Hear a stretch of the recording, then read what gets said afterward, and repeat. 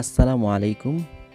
আরামদায়ক এবং আনন্দদায়ক ভ্রমণের জন্য লঞ্চ খুবই জনপ্রিয় একটি বাহন, বিশেষ করে চাঁদপুরের জন্য এবং বরিশালের জন্য। আহ, যারা লঞ্চে ভ্রমণ করেছেন ওরাই জানে লঞ্চে ভ্রমণ কতটা আনন্দদায়ক এবং কমফোর্টেবল এবং খুবই স্বাচ্ছন্দ্যময় ভ্রমণ।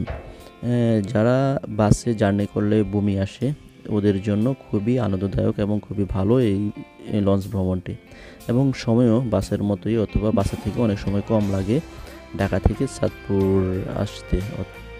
আজকে আমরা ঢাকা থেকে যেসব বিলাসবহুল অথবা যেসব লঞ্চগুলো ছেড়ে আসে চাঁদপুরের উদ্দেশ্যে সেই লঞ্চগুলোর নাম এবং ছাড়ার সময়গুলো বলে দেব।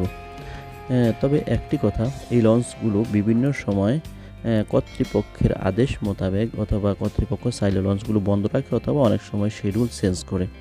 তা মানে এই ইয়ার সঙ্গে অনেক সময় নাও মিলতে পারে। প্রথমে ঢাকা থেকে যেই লঞ্চটি ছেড়ে আসে সকাল 6টায়, সেটা হলো ইমাম হাসান। এটা খুবই কম ছাড়ে না বললেই হয়। তবে 2 নম্বরে যে লঞ্চটি ছাড়ে সেটা হলো সোনাতরি 1 7টা 20-এ। এরা সবসময় সবসময় ছাড়ে 7টা 20-এ যে লঞ্চটি ছাড়ে সোনাতরি 1 অথবা অন্য যে কোনো লঞ্চটি ছাড়বে। তারপরে ছাড়ে হলো মেঘনার তরি, এটা ছাড়ে 8টায়। তারপর হলো বোগদাদিয়া 7 8টা 35-এ। এটা খুবই বিলাসবহুল এবং খুবই আরামদায়ক এবং অনেক বড় একটি লঞ্চ। এটা হলো 8টা 35-এর সাথে বোগদাদিয়া 7।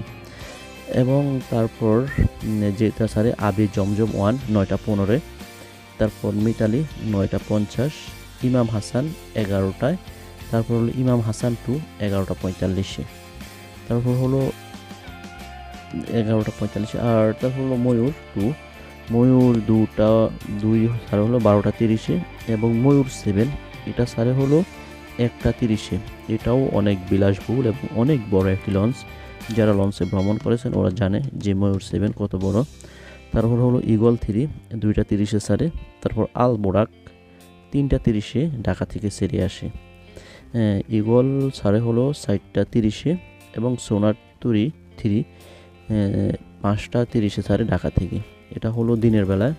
এবং সন্ধ্যার সময় যে লঞ্চগুলো ছেড়ে আসে ঢাকা থেকে সেটা হলো ইগল অথবা বোগদাদিয়া, এটা 6টা 30-এ সন্ধ্যার সময় ছাড়ে।